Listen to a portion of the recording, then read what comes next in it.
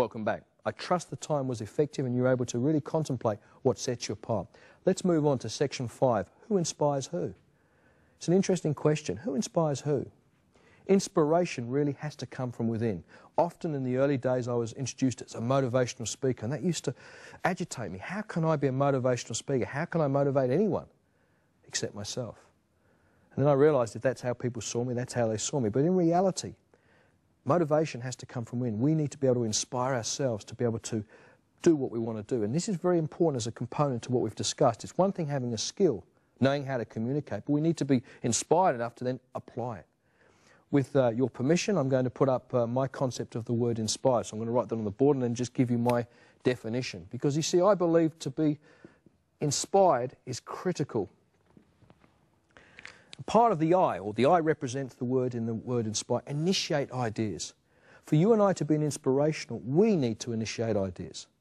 You have every right, regardless or irrespective of your role within a business, to be able to say, hey, I've got a couple of ideas.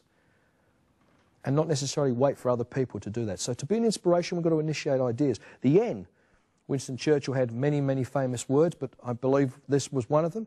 Never, never, never, never give up. You know, one of the things in life is it's very easy to give up. Look at the circumstance, it's too hard. But to be an inspiration, we need to initiate ideas and we need to have this never give up philosophy. Question, I suppose, certainly for our viewers right now, has fear ever held you back? If the answer is yes, what would you need to do to overcome that fear? Fear in itself, they say the greatest part of fear is fear itself. Let's look at the next part of the word inspire. The S, stay happy. And you might say, well, Gary, you don't know my circumstance. But I believe that it's important that we're grateful for each day and count our blessings. Think about some of the things you have right now in your life that are a blessing. Maybe marriage, maybe a boyfriend, girlfriend, maybe children, maybe a family member. That's a blessing. And when we're having a down day, which we all have from time to time, then we need to focus on some of the things we have and count our blessings and get back to a point of, hey, listen, I'm relatively blessed. Maybe I should be focusing on staying happy. As we look at the word inspire, we need to look at the P. We need to plan. To be an inspiration, we need to plan. How do we do that? Well, the old-fashioned way, almost. Write down in priority form the things you need to do it the night before tomorrow. You'll find that if you're able to write down the 7 or 8 things and plan them, you'll actually achieve them. And in the advent that for some reason time allows you, or you allow time to steal one of those opportunities, write it down and make it a priority for the next day. And the word inspire, the other I, ignite the spark in others. As I mentioned before, we need to be an encourager. It's our role to be able to go and encourage other people. Sometimes people fold their arms and go, why would I encourage him or her? They do nothing for me.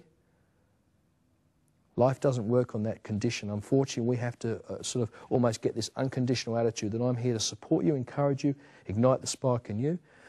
If it comes back, terrific. If it doesn't, well, why would it change who I am? The R, and I think you'll find this very important, is reward yourself.